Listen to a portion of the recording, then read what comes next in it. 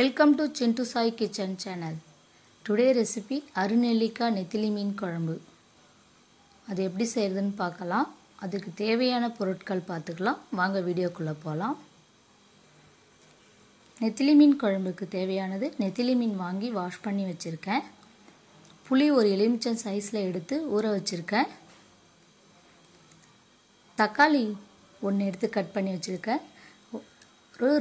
ஒரு கப் அளவு சின்ன வெங்காயம் எடுத்து கட் பண்ணி வச்சிருக்கேன். 2 பச்சை மிளகாய், ஒரு கப் சைஸ் அருநெல்லிக்காய் எடுத்து பறித்து வச்சிருக்கேன். பூண்டு 2 பூண்டு எடுத்து உரித்து வச்சிருக்கேன். இப்போ ஒரு பேன் வச்சு நான் நல்லெண்ணெய் யூஸ் பண்ணியிருக்கேன். இந்த அருநெல்லிக்காய் குழம்புக்கு ஆட் பண்ணியாச்சு.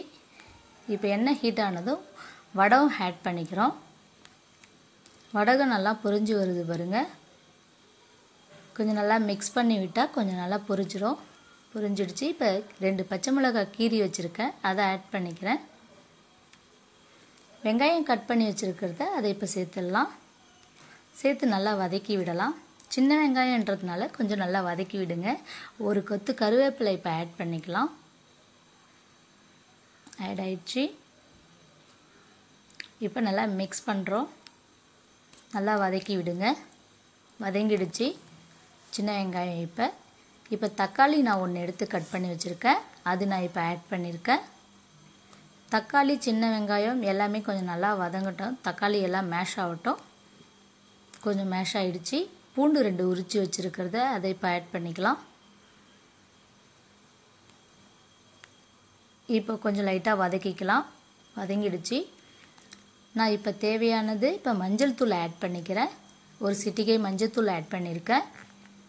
ஃபஸ்ட்டே ஆட் பண்ண தேவையில்லை. இந்த மாதிரி லாஸ்ட்டாக வதங்கி வர டைமில் ஆட் பண்ணிங்கன்னா நல்லாயிருக்கும். இப்போ மிளகாத்தூள் நான் தேவையானதை ஆட் பண்ணிக்கிறேன். இப்போவே இந்த எண்ணெயிலே ஆட் பண்ணால் இதோடைய பச்சை வாசனைலாம் போகிற அளவுக்கு நம்ம இதிலே வதக்கி விட்டுக்கலாம். நல்லா புளி நல்லா கரைச்சி நல்லா தண்ணி விட்டு கரைச்சி வச்சுருக்கிறேன். எனக்கு தேவையான அளவு நான் கரைச்சி வச்சுருக்கேன். அதை இப்போ நான் ஆட் பண்ணிட்டேன். தேவையான உப்பை இதிலே சேர்த்துக்கிறேன். நான்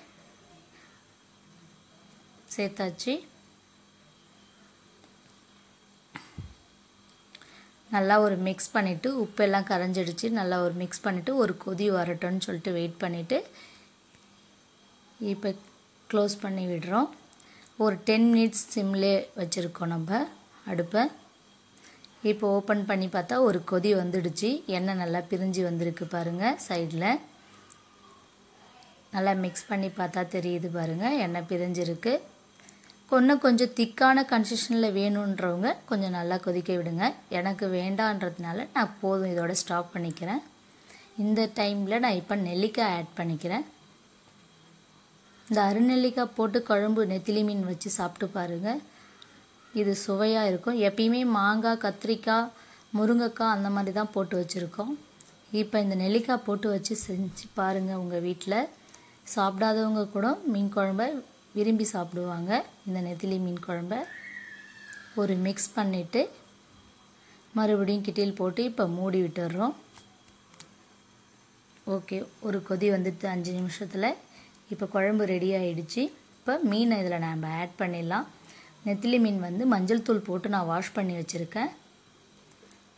இப்போ வாஷ் பண்ணிட்டிங்கன்னா கொஞ்சம் அதோடைய ஸ்மெல் கொஞ்சம் ஹெவியாக இருக்காது. இப்போ ஆட் பண்ணிடலாம். நான் 1/2 கிலோ நெத்திலி மீன் வாங்கி ரெடி பண்ணுறேன். ஓகே, இப்போ மீன் குழம்பு ரெடி ஆகிடுச்சு. ஓகே ஃப்ரெண்ட்ஸ், அருநெல்லிக்காய் நெத்திலி மீன் குழம்பு ரெடி ஆகிடுச்சு. நீங்களும் உங்கள் வீட்டில் இந்த மாதிரி சுவையான நெத்திலி மீன் குழம்பு ரெடி பண்ணி கொடுத்து பாருங்கள். வீட்டில் விரும்பி சாப்பிடுவாங்க. வித்தியாசமான டேஸ்ட்டில் இருக்கும். எப்பயுமே ஒரே மாதிரியே செஞ்சு கொடுத்து போர் ஆகிட்டுருக்கோம். இப்படி ஒரு தாடி வித்தியாசமாக செஞ்சு கொடுங்க. இந்த சேனல் உங்களுக்கு பிடிச்சிருந்துன்னா லைக் பண்ணுங்கள், ஷேர் பண்ணுங்கள், கமெண்ட் பண்ணுங்கள், மறக்காமல் சப்ஸ்கிரைப் பண்ணுங்கள். தேங்க்யூ ஃபார் வாட்சிங். நான் உங்கள் கலை. நன்றி, வணக்கம். நெக்ஸ்ட் வீடியோவில் பார்க்கலாம். ஓகே, பாய்.